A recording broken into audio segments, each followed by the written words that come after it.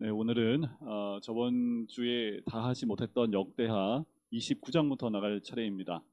히스기야부터 이제 마지막 시드기야까지 이 남유다가 멸망하는 마지막 역대하 36장까지를 좀 빠르게 보도록 할게요. 저번 주에 우리 남유다 왕을 순서대로 한번 우리가 기억을 해봤는데 그림이 아마 안 떠오르실 거예요. 괜찮습니다. 그림 안 보여드리고 그냥 제 얼굴만 가지고 해도 웬만큼 왕의 순서는 다 외울 수 있습니다. 자, 저를 보시면 이제 남유다 왕의 19명에서 20명의 왕을 다 외울 수 있습니다. 자, 처음에 눈이었죠? 보암직 하잖아요. 르호보암. 요 코비, 아비야, 아비얌이라고도 하고 아비야. 못 먹으면 어떻게 돼요? 아사, 죽잖아요. 아사 왕. 그리고 목에다가 뭘 두르고 있어요? 여호 목도리, 여호사밧. 그죠? 그리고 이 사람 옆에 갓난아기를 눕혀놓은 뭐가 있을까요? 그 침대를 뭐라고 그래요? 요람이라고 하죠. 요람. 여호람, 요람. 두 가지 이름을 씁니다. 여호람이라고 하고 요람이라고 하지요. 그 요람의 상편이 뭐예요? 아하시아. 아시아라고 그랬죠. 아하시아. 아시아. 요람의 아내가 있었는데 그게 아합 왕의 딸이었습니다. 아달랴.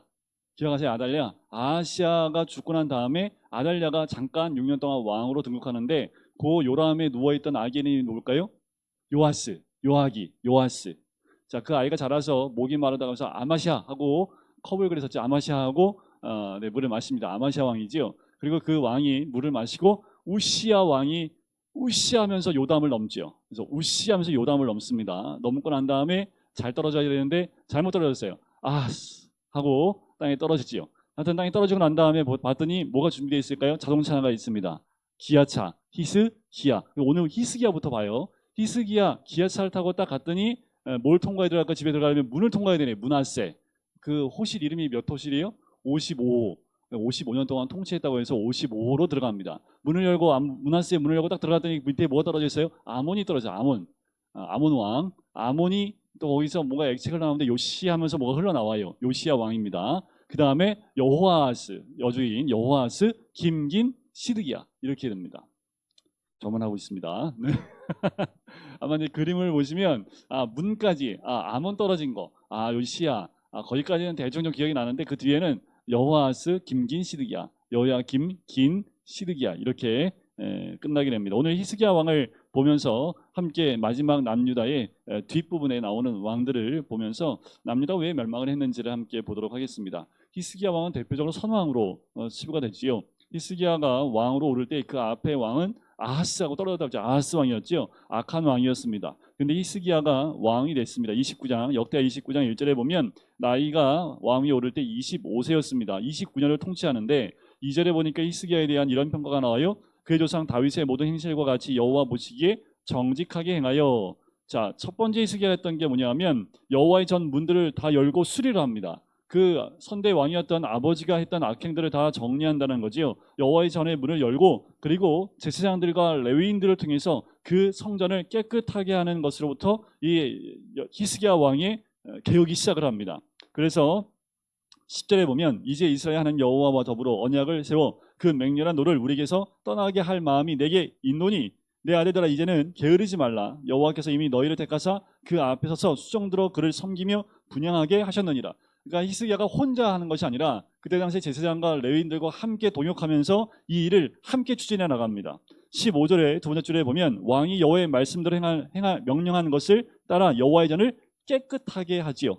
17절에 보면 또 첫째 달 초하루에 성결하게 하기를 시작해서 17절 끝에 보니까 첫째 달 16일에 이르러 마치게 됩니다. 자, 성전을 깨끗하게 다 정결케 하고 난 다음에 그 성결케 하고 정결케 하고 난 다음에 뭘 할까요? 번제와 화목제와 속죄제를 드리기 시작을 합니다. 그래서 뭐예요? 사라졌던 제사를 다시 회복시킵니다. 예배를 회복시키는 일을 히스기야가 성전을 깨끗하게 한 다음에 바로 시작을 한다라는 거지요. 그래서 보면 24절 끝에도 왕이 명령하여 온 이스라엘 위하여 번제와 속죄제를 드리게 하지요. 27절, 28절에도 이 일에 함께 레위인들과 제사장들이 함께 맡은 바 직분을 감당하면서 번제하는 것을 다 마치게 됩니다. 자, 히스기야가 이렇게 개혁을 일으켜 나가요. 다 모든 사람들이 즐거워하면서 31절에 보면 세 번째 줄에 마땅히 나와 제물과 감사 제물을 여호와의 전으로 가져오라 해서 사람들이 가져옵니다. 그리고 36절 끝에 보면 하나님께서 백성을 위하여 예비하셨으므로 히스기야가 백성과 더불어 기뻐하였더라. 다시 성전 안에서의 기쁨이 회복되어집니다. 성전이 성전에서 역할을 감당할 수 있도록 깨끗하게 성결케 하고, 그리고 그 안에서 번제와 속죄제와 화목제와 갖가지 하나님께 드리는 감사의 제물과 여러 가지 제물을 통해서 하나님이 기쁘시게 받을 만큼, 그래서 히스기야가 이 백성들과 더불어 기뻐했다라는 거지. 히스기야는 나라의 기강이 다시 회복되는 것은 성전과 예배가 회복되는 것이라는 것을 히스기야는 정확히 알았습니다. 그 아버지 때에 우상을 섬기를 통해서 주변에는 많은 국가의 이 공격을 받고 다 무너져가는 국력이었지만, 히스기야가 제일 먼저 했다는 것이 성전을 깨끗하게 하고 그리고 예배를 회복하는 거지요. 자, 30장에 들어가면 유월절을 회복시키는데, 자, 송유월절이라고 해요. 송유월절이 뭐냐면, 원래 유월절은 첫째 달 14일부터 유월절을 지키고 그 다음에 무교절을 지키는데, 너무 급하게 지키다 보니까 그 기간 내에 이걸 다 지킬 수가 없는 거예요. 그러니까 성결케 해야 되고 정결케 하는 기간들이 필요한데, 너무 급하게 하다 보니까 6월절을 절기를 제대로 못 지킬 것 같아서 한 달 뒤로 미룹니다. 그래서 2월달 같은 날에 이 6월절을 지키는데 그것을 송유월절이라고 합니다. 그래서 30장 1절에 보면 끝에 여호와를 위하여 6월절을 지키라. 그래서 6월절을 지킵니다. 5절에 보면 드디어 왕이 명령을 내렸어요. 부엘사바에서부터 단까지 온 이스라엘에 공포합니다. 왜 그러냐면 이미 북이스라엘은 멸망을 했고요. 아수르에 의해서 북이스라엘은 멸망한 상태고 또 많은 나라로 흩어져서 다 잡혀갔습니다. 하지만 그 땅에 남아있는 북이스라엘에 남아있는 그 이스라엘 백성들한테 히스기야가 공포를 하는 거예요. 자, 예루살렘에 와서 이스라엘 하나님 여호와의 유월절을 함께 지키자라는 거죠. 오랫동안 이 규례대로 지키지 못하였음이라 하면서 보발꾼을 통해서 그들에게 전합니다. 그리고 6절 네 번째 절에 보면 굉장히 히스기야가 중요한 말을 합니다. 너희는 아브라함과 이삭과 이스라엘의 하나님 여호와께로 돌아오라라고 합니다. 돌아오라. 그리하면 6절 끝에 다시 돌아오시리라는 거지요. 너희가 돌아오면 하나님이 다시 돌아오시겠다. 그리고 왕의 손에서 벗어난 자에게로 돌아오시리라라고 이야기하는 거지요. 8절에 보면 그런즉 너희 조상들이 목을 곧게 하지 말고 여호와께 돌아와 영원히 거룩하게 하신 전에 들어가서 너희 하나님 여호와를 섬겨 그의 진노가 너희에게서 떠나게 하라. 진노가 왜 임했는지를 아는 거지요. 온전한 절기 또 온전한 예배가 상실되어져 있던 그들에게 다시 여호와를 찾고 여호와에게로 돌아와서 온전히 섬기게 되면, 그러면 하나님이 다시 너희에게 오시고 너희가 회복할 것이다 라고 이야기하는 거예요. 자, 10절에 보니까 그렇게 했지만 그들 모두가 돌아오진 않습니다. 10절 끝에 보니까 사람들이 그들을 뭐예요? 조롱하며 비웃던 사람들도 있습니다. 하지만 그들 가운데엔 이 히스기야와 마음을 같이하여 절기를 지키는 자들이 내려옵니다. 그래서 13절부터 6월절을 지키기 시작을 해요. 그래서 제사장들이 성결케 하고요, 정결하게 해서 그 절기를 잘 지킵니다. 근데 문제는 뭐냐면 북이스라엘에서 내려온 그 백성들이요, 정결케 하고 이 절기를 대했어야 되는데 정결케 하기 전에 깨끗하게 한 상태에서 이 음식이나 또는 이 제물들을 먹었어야 되는데 그 규례를 어겨버립니다. 남유다 백성들은 준비를 했기 때문에 괜찮았지만 북이스라엘에서 내려온 사람들은 아직 그만큼 준비되어 있지 못했던 거지요. 그래서 히스기야가 18절 세 번째 줄에 보면 히스기야가 그들을 위하여 기도합니다. 선하신 여호와여 사하옵소서. 그들이 일부러 그런 것이 아니기 때문에 하나님 그들을 용서해 달라고 히스기야가 대표로 하나님께 용서를 구하는 기도를 합니다. 그리고 이 일들을 성실하게 잘 감당하고 큰 기쁨이 예루살렘에 임하게 되지요. 마지막 30장 27절에 보면 제사장들과 레위 사람들이 일어나서 백성들을 위하여 축복합니다. 그 소리가 하늘에 들리고 그 기도가 여호와의 거룩하셔서 하늘에 이르렀더라라는 거지. 자, 31장은 계속해서 히스기야의 개혁이 진행이 됩니다. 자, 1절에 보면 이 모든 일이 끝남에 거기에 있는 이스라엘 무리가 나가서 유다 여러 성읍에 이르러 주상을 깨트립니다. 자, 이 백성들이 이제 돌아가면서 우상들을 깨트리고 없애기 시작을 한다라는 거지요. 이렇게 다시 주께로 돌아온 이들이 집에 돌아가면서 우상들을 제거하는 그 모습들을 보게 되고요. 또한 이들이 다시 히스기야가 기억했던 것이 무엇이냐면 종교세와 11조를 드리게 해서 레위인들이 성직을 감당할 수 있게 합니다. 자, 레위인들은 어떻게 성직을 감당합니까? 이스라엘 백성들이 11조를 드려요. 11조를 드리면 그것 가운데 그것이 이 레위인들의 수입이 됩니다. 그래서 그것으로 삶을 살면서 성전을 또 규례들을 지켜나가는 일에 집중할 수 있도록 율법화 되어져 있었는데 그런 것들이 상실되어서 있었기 때문에 히스기야 이것을 다시 회복하는 거죠. 그래서 제사장들과 레위인들이 이 물질을 통해서 다시 그 성전을 재건하고 제대로 성전을 섬길 수 있도록 만드는 일을 31장에서 해 나갑니다. 자, 31장 20절에 보시면 히스기야가 온 유다에 이같이 행하되 그의 하나님 여호와 보시기에 선과 정의와 진실함으로 행하였으니, 하나의 리더가 이 세 단어만 딱 적용이 되면 그 나라는 부강할 수밖에 없습니다. 21절 그가 행하는 모든 일 곧 하나님의 전에 수종들은 일에나 율법에나 계명에나 그의 하나님을 찾고 한 마음으로 행하여 형통하였더라. 그러니까 이 개혁을 일으키는데 지금 다른 거 없어요. 성전과 또 절기와 예배와 그리고 이 성전을 섬기고 있는 제사장들과 레위인들의 위치를 다시 직임을 행할 수 있도록 그 위치를 다시 다 맞춰놓고 나니까 어떻게 해요? 한 마음을 행하여 형통하게 되는 하나님의 은혜를 누리게 되지요. 딱 끝나자마자 32장 1절에 이 모든 충성된 일을 한 후에 바로 이어서 아수르 왕 사네립이 쳐들어옵니다. 자, 그 사건이 나오는데 이 히스기야 사건은요 성경에 총 3군데에 나와요. 보통 이 지금 역대 하에 나오는 이 남유다 왕들의 기록들은 열왕기 하에 다 나와 있습니다. 자, 그런데 히스기야는요 특별히 이사야에도 한 번 더 나옵니다. 이사야 36장부터 39장 4장에 걸쳐서 히스기야와 이사야와 엮여 있는 그 사건들을 함께 이야기하면서 이사야 가운데에도 이 히스기야 사건이 그대로 한 번 더 나오지요. 자, 아수르가 쳐들어와요. 그래서 이 예루살렘과 남유다를 에워싸기 시작을 합니다. 그리고 사네립이 사신을 보내요. 그리고 가장 중요한 말이 15절입니다. 뭐라고 얘기하냐면 안 좋은, 그러니까 하나님을 무시하는 말을 계속하지만 32장 15절에 보면 그런지 이와 같이 너희는 히스기야에게 속지 말라, 꾀임을 받지 말라, 그를 미치도 말라. 어떤 백성이나 어떤 나라의 신도 능히 자기 백성을 나의 손과 나의 조상들의 손에서 건져내지 못하였나니 하물며 너희 하나님이 너희를 내 손에서 건져내겠느냐 하였더라. 자, 이 사네립이 와서 이런 말을 하는 거예요. 어떤 나라도 그 나라의 신이 우리의 손에서 건져낸 신이 하나도 없으니 너희 하나님도 마찬가지일 것이다, 마찬가지다 라고 얘기하는 거죠. 하지만 히스기야가 이미 32장 7절과 8절에 보시면 이렇게 얘기합니다. 너희는 마음을 강하게 하며 담대히 하고 아수르 왕과 그를 따르는 온 무리로 말미암아 두려워하지 말며 놀라지 말라. 우리와 함께 하신 이가 그와 함께 하는 자보다 크니 그와 함께 하는 자는 육신의 팔이요 우리와 함께 하시는 이는 우리 하나님 여호와시라. 반드시 우리를 도우시고 우리를 대신하여 싸우시리라 하매 백성이 유다 왕 히스기야의 말로 말미암아 안심하니라. 그러니까 이 사건이 있기 이전에 이미 히스기야는 하나님을 대언하여 백성들의 마음을 안심시킵니다. 왜냐하면 이 사건은 사람들의 손에 의해서 하는 것이 아니라 하나님이 직접 우리를 도우시고 싸우실 거니까 너희 걱정하지 말라는 거죠. 자, 20절에 보시면 히스기야 왕이 이 사네드립이 가지고 온 그 내용을 가지고 아모스의 아들 선지자 이사야와 더불어 하늘을 향하여 부르짖어 기도하기 시작을 합니다. 22절 이와 같이 여호와께서 히스기야와 예루살렘 주민을 아수르 왕 사나의 손과 그 모든 적군의 손에서 구원하여 내사 사면으로 보호하시매. 자, 여기에는 안 나와요. 근데 열왕기에 보면은 18만 5천 명을 그날 밤에 천사를 보내서 다 죽여버립니다. 그래서 사네립이 그 사건 이후로 자기 고국으로 돌아가게 되고 그 사건으로 자기의 자식들에 의해서 죽임을 당하게 됩니다. 그러니까 이 사건이 있었던 거예요. 그러니까 하나님께서 이들을 도우셨고 23절 끝에 보면 히스기야가 모든 나라의 눈에 존귀하게 됩니다. 자, 근데 이렇게 큰 사건에 하나님 도우심을 받고 나면 자, 조심해야 될 게 있지요. 교만하지 말아야 되는 거지요. 25절 보세요. 히스기야가 마음이 교만하여.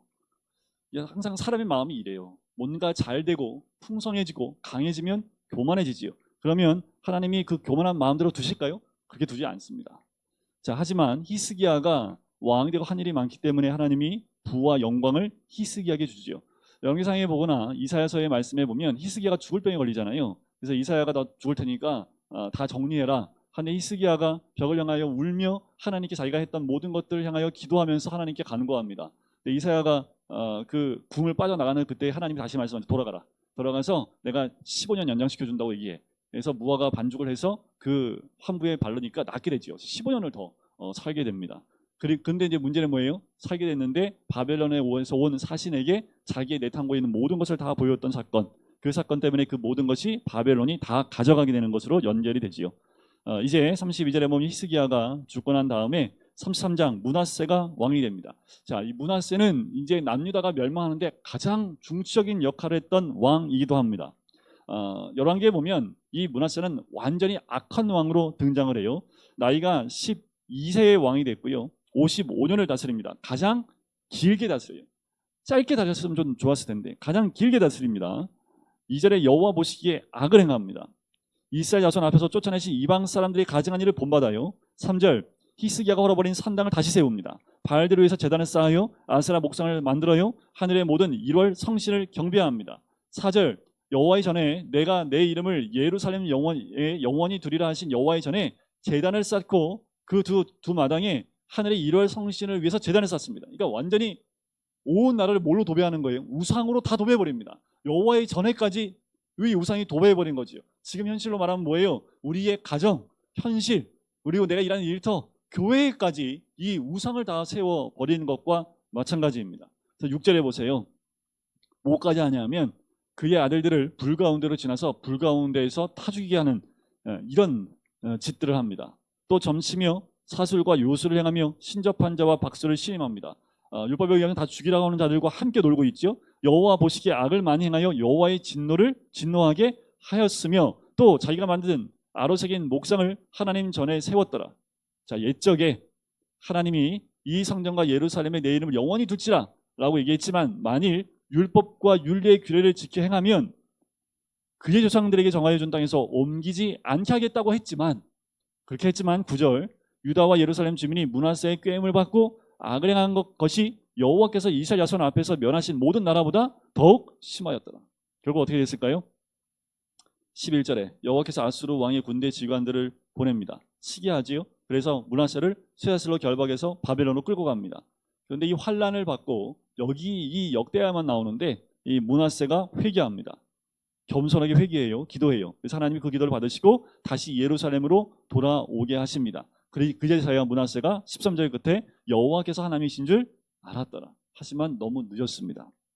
그가 죽고 이제 15절에 보면 이왕 신들과 여호와의 전의 우상을 제거하여 이가 므낫세 와서 이렇게 하는 거예요. 여호와의 전을 건축한 사내와 예루살렘에 쌓은 모든 제단들을 다 성 밖에 던지고 다시 회복하려고 하지만 결국 너무 백성들의 삶 구석구석에까지 우상을 다 심어놓은 상태입니다. 그 아들 아몬이 왕이 됐지만 그는 2년 동안밖에 더 다스리지 못했고 33장 22절에 보면 므낫세와 행함 같이 여호와 보시기에 악을 행합니다. 더 기울어져 가지요. 그때 나타난 왕이 요시야입니다. 이 요시야 왕이 마지막 기울어져가는 남유다를 조금 이렇게 세우는 역할을 한 사람이 요시야이지만 이 요시야 이후에는 완벽하게 쓰러져 갑니다. 자, 34장 2절에 보면 여호와 보시기에 정직하게 행하여 그 조상 다윗의 길로 걸으며 좌우로 치우치지 않습니다. 자, 몇 세 왕이 됐을까요? 1절에 보니까 나이가 8세의 왕이 됩니다. 되게 어린 나이에 요아스는 7세의 왕이 됐지만 요시야는 8세의 왕이 됩니다. 뭘 알겠습니까? 그러니까 3절에 아직 어렸을 때 곧 왕위에 있은 지 8년에 그러니까 몇 살이에요? 8살에 왕이 됐으니까 8년 지났으니까 16살이죠. 티네이저입니다. 16세 이제 사춘기를 막 지났을 합법한 그 나이에 그의 조상 다윗이 하나님을 비로소 찾습니다. 이제 16세쯤 돼서 왕으로 8년 정도 지나서야 비로소 하나님을 찾을 수 있게끔 된 거예요. 그만한 힘을 얻을 수 있었던 거예요. 왕이 돼서. 자, 그리고 제 12년에 그러니까 4년 더 지난 다음에 그러니까 20살이 됐을 때 그때 유다와 예루살렘을 비로소 정결하게 합니다. 이제 왕으로서 힘을 얻고 20살이 되었을 때 이제 왕이 된 지 12년이 되었을 때 비로소 예루살렘과 유다를 정결하게 해서 모든 우상들을 다 제거해버립니다. 그러니까 이 요시야는요 굉장히 순차적으로 자기에게 주어진 힘이 생길 때마다 한 단계 한 단계 회복해 나가는 것을 보게 됩니다. 5절에 보면 유다와 예루살렘을 정결하게 하였으며 그리고 6절에 보면 므낫세와 에브라임과 시므온과 납달리까지 사면 황폐한 성읍들에도 그렇게 행하여 다 우상들을 제거했다라는 거죠. 8절에 보면 이제 18째 해 그러니까 몇 살이에요? 26살 때 그러니까 아직 20대입니다. 18째 해 그 땅과 성전을 정결하게 하기를 마치고 자 성전을 정결하게 하고 나면 뭐 했을까요? 그 다음에 당연히 제사를 예배를 회복하는 일에 집중하겠지요. 그래서 성전을 다시 재건하고 깨끗하게 하는 일에 이제 수리하는 일에 집중을 합니다. 근데 집중하다가 뭘 발견하냐면 14절에 보니까 이 여호와의 전에 헌금돈을 꺼낼 때에 제사장 hil기야가 모세가 전한 여호와의 율법책을 발견해요. 이 율법책을 가지고 와서 이 율법책을 읽는데 읽으면서 통곡을 합니다. 왜냐하면 이 율법책을 읽어보니까 지금 우리나라가 왜 이렇게 됐는지, 선대 왕들이 왜 그렇게 됐는지, 북이스라엘이 왜 멸망했는지가 분명하게 다 나와 있으니까 그것 때문에 통곡을 합니다.